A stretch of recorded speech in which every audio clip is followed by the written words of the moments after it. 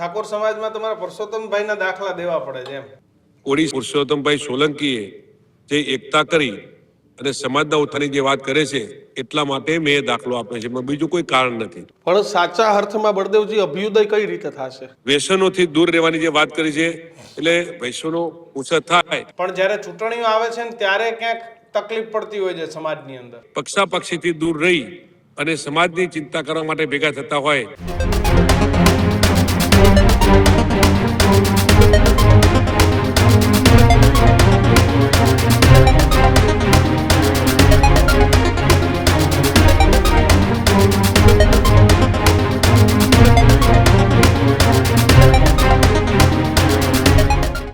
હવે આપણી સાથે બળદેવજી ઠાકોર જોડાયા છે.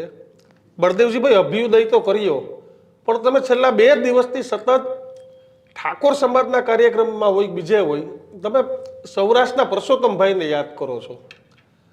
કેમ તમારે પરસોત્તમ સોલંકીને યાદ કરવા પડે? કેમ આવડો મોટો ઠાકોર સમાજમાં તમારા પરસોત્તમભાઈના દાખલા દેવા પડે છે એમ? દાખલા દેવા પાછળનું કારણ એક જ છે કે અલ્પેશભાઈએ ક્ષત્રિય ઠાકોર સેનાના નેજા નીચે સમગ્ર ગુજરાત રાજ્યના ઠાકોરોને એક કરવા માટે તમામે તમામ રાજકીય નેતાઓ, ભાજપ હોય કે કોંગ્રેસ હોય, એક સ્ટેજ ઉપર લાયા છે અને બધાએ સંમતિ બતાવી અને અમે બધા એક સ્ટેજ ઉપર આવ્યા છીએ. જે કોળી સમાજની એકતા હતી અને સમાજ માટે જે લડે છે, ન્યાય અપાવવા માટેની વાત હોય કે સામાજિક ઉત્થાન માટેની વાત હોય, એનો દાખલો મેં એટલા માટે આપ્યો કે ક્ષત્રિય ઠાકોર સેના દ્વારા આવડી મોટી જાહેર સભાનું આયોજન થયું હોય અને સમાજના ઉત્થાનની વાત થઈ હોય, શિક્ષણની વાત હોય, એકતાની વાત હોય, એ બધી જ વાતો લઈને નીકળ્યા હોય ત્યારે જરૂર પરસોત્તમભાઈ સોલંકીનો દાખલો મારે આપવો પડે. અને એ દાખલો એટલા માટે કોળી પુરુષોત્તમભાઈ સોલંકીએ જે એકતા કરી અને સમાજના ઉત્થાનની જે વાત કરે છે એટલા માટે મેં એ દાખલો આપ્યો છે, બીજું કોઈ કારણ નથી. અભ્યુદય કઈ રીતે થશે હવે ઠાકોર સમાજનો? કારણ કે ગઈકાલે કાર્યક્રમ તો થયો, ભાષણબાજી પણ થઈ, તમામે નિવેદનો પણ આપ્યા, પણ સાચા અર્થમાં બળદેવજી અભ્યુદય કઈ રીતે થશે? જો હું તમને એક વાત કરું કે દરેક સમાજને વિકાસની ભૂખ ઉઘડતી હોય છે.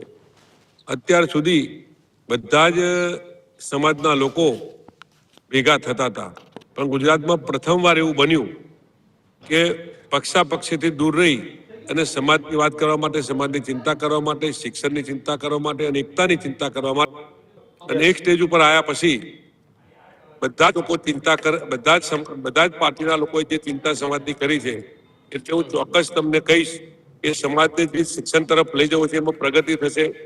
આર્થિક પાસું મજબૂત કરવા માટે અમારે વાત કરવી છે, એ પણ આગળ વધશે.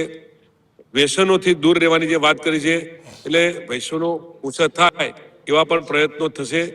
આ અભ્યુદય સંમેલન દ્વારા જે હેતુથી જે મેં કર્યું છે એ તમામે તમામ હેતુ એ હેતુમાં પ્રગતિ થઈ અને આગળ વધે એવો ચોક્કસ મને વિશ્વાસ છે. પણ બળદેવજી, તમે એક ચોક્કસ વિચારધારા સાથે કોંગ્રેસ સાથે જોડાયેલા છો. કાલે આવડો મોટો ઠાકોર સેનાનો કાર્યક્રમ હતો, બધા ભાજપ કોંગ્રેસ બધા રાજકીય પક્ષો મૂકીને એક થયા હતા, પણ જ્યારે ચૂંટણીઓ આવે છે ને ત્યારે ક્યાંક તકલીફ પડતી હોય છે સમાજની અંદર. દરેક ચૂંટણીમાં ભારતીય જનતા પાર્ટીના મિત્રો ભારતીય જનતા પાર્ટી સાથે જોડાયેલા હોય છે, કોંગ્રેસના લોકો કોંગ્રેસ સાથે જોડાયેલા હોય છે. દરેકે પોતપોતાની વાત એ પબ્લિકમાં લઈને ચૂંટણી જીતવા માટેની વિચારધારાની વાત આખી અલગ છે અને સમાજની જે વિચારધારાની વાત અલગ છે. તમામે તમામ સમાજ હોય, દાખલા તરીકે પાટીદાર સમાજ હોય, ચૌધરી સમાજ હોય, કોઈ પણ સમાજ આ દેશમાં રહેતા હોય કે રબારી સમાજ હોય કે આ રાજ્યની અંદર તમામે તમામ સમાજો પોતાના સમાજ માટે પક્ષાપક્ષીથી દૂર રહી અને સમાજની ચિંતા કરવા માટે ભેગા થતા હોય.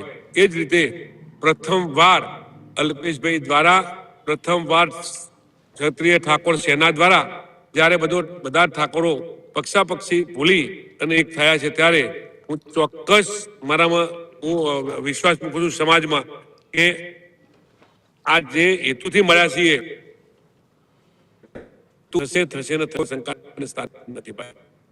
તો બળદેવજી હવે એવું માની લેવું કે રાજકીય મતાંતર જે હોય એ ઠાકોર સમાજ જ્યાં સમાજની વાત આવશે ત્યાં એક જ હશે ને બધા આગેવાનો પણ એક હશે, આવું માનીને ચાલવું ખરું? હું ચોક્કસ એ વાતમાં માનું છું. હું કોઈ પણ પ્રકારના લોભ લાલચે ત્યાં આવ્યો નથી, કોઈ પણ રાજકીય ફાયદો ઉઠાવવા માટે પણ આવ્યો નથી, કોઈ પણ ખરાબ દેખાય એવું કરવા માટે પણ આવ્યું નથી.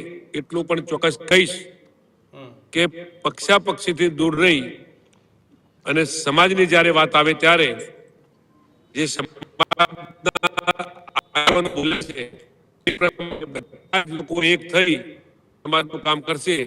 બિલકુલ બળદેવજી, આભાર અમારી સાથે જોડાવા બદલ અને વાત કરવા બદલ.